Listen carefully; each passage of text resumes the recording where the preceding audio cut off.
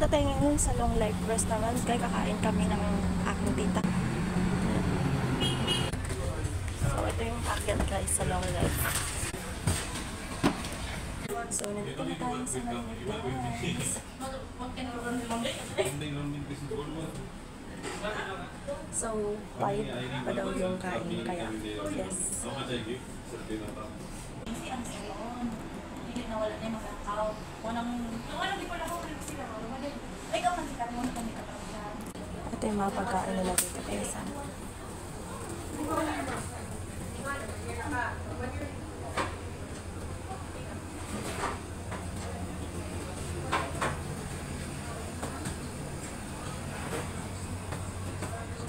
Ang dami nilang pagkain ngayon guys. At bagong luto pa talaga kasi hindi pa talaga nakakagalaw yung mga pagkain nila. Sobra. Sa mga gusto kumain lang, pumunta na kayo sa Long Life Restaurant. Available sila 24 hours to pay dito. Yun lang.